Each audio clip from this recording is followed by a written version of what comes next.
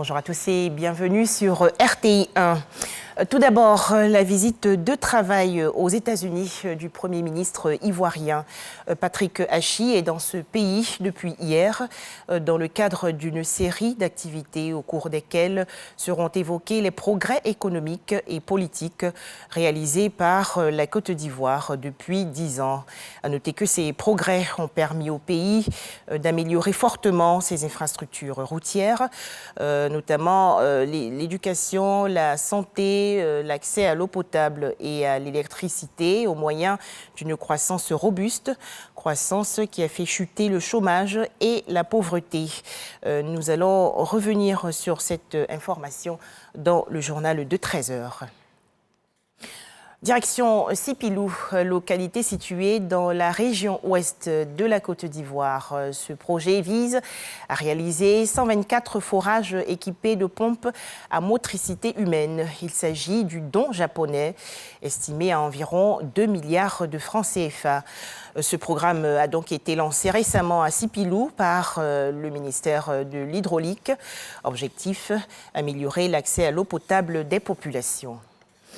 Toujours en Côte d'Ivoire, les échanges récemment entre le ministre de la Construction, Bruno Koné, et des hommes d'affaires français intervenant dans l'immobilier. Objectif, finaliser les modalités de réalisation de logements abordables et durables au profit des populations. Les précisions dans ce reportage de Lanciné Bakayoko.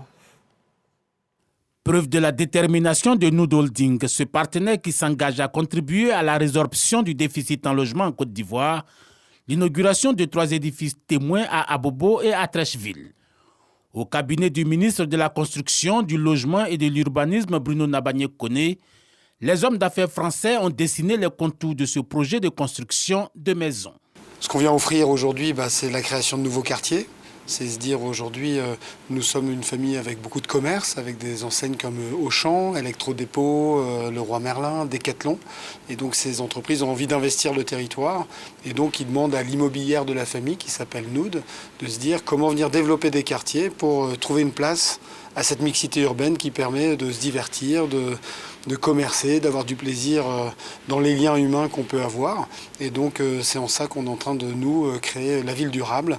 Encouragé de voir se multiplier les promoteurs dans le domaine de l'habitat, Bruno Nabagné-Koné a saisi l'occasion pour lancer un appel à toutes les entreprises du secteur ayant la capacité technique et financière à investir dans la construction de logements à coût modéré. Le gouvernement est déterminé à offrir toutes les commodités. C'est un projet dont nous savons toutes les dimensions.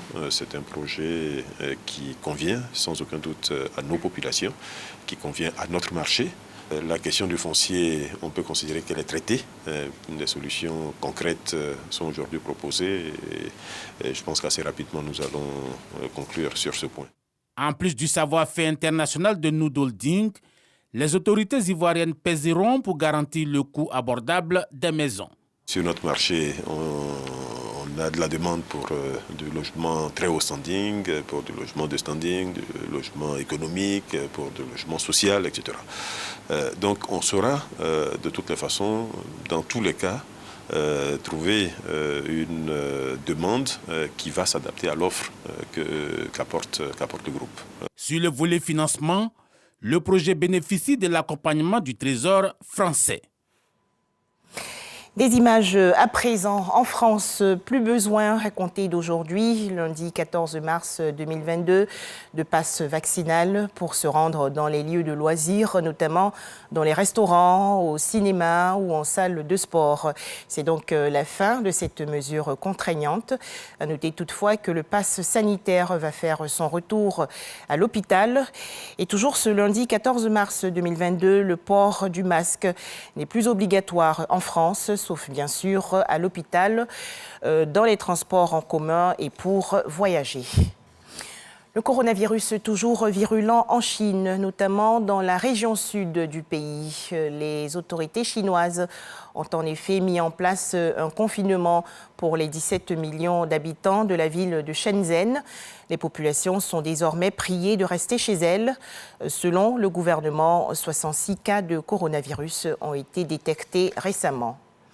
Enfin, le conflit russo-ukrainien, alors que Moscou intensifie ses frappes en Ukraine et que la situation autour de la ville ukrainienne de Mariupol devient intenable pour les populations civiles.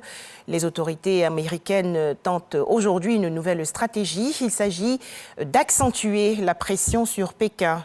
Deux diplomates chinois et américains se rencontrent donc aujourd'hui à Rome, en Italie.